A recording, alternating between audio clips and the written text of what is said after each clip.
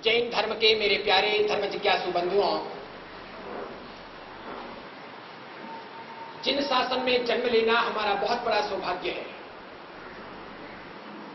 जिन शासन में जन्म लेना हमारा बहुत बड़ा सौभाग्य है, और ये बात जितनी जल्दी हमें समझ में आ जाए उतना ही हमारा जन्म सफल हुआ समझो।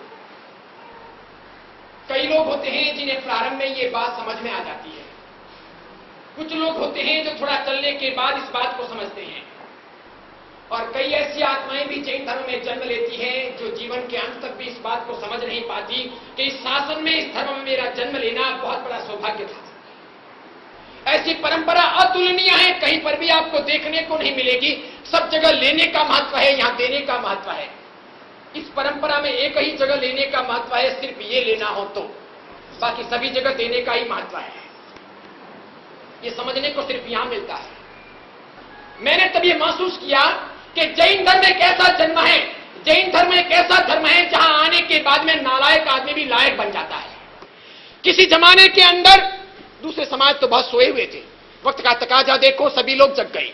उन लोगों ने अपने अपने स्तर पर अपने समाज की बेहतरी के लिए बेहतर, बहुत अच्छे, बहुत आशास्पद काम करने के प्रयत्न कर लिए हैं।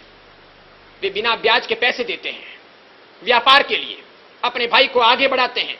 ब्याज लेना वे खून पीने के बराबर समझते हैं, और ये भी कहते हैं कि तुम ले जाओ, व्यवसाय करो, अगर कल तुम्हारे पास चला आए धन तो दे देना, ना आए तो रख लेना, चिंता मत करना, हम तुम्हारे घर मांगने नहीं आएंगे।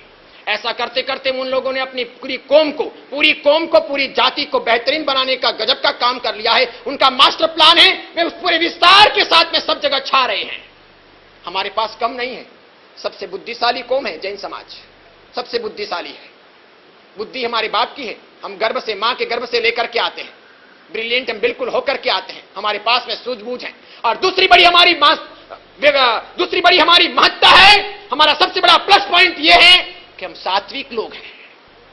वसुपाल तेजपाल को देखो, धरना शाह को देखो, चाहे कुमारपाल सम्राट को देखो, विमल शाह महामंत्री को देखो, पेथर शाह को देखो, अपने अपने ढंग में, अपने अपने रूप में खेमा देवरानी को देखो।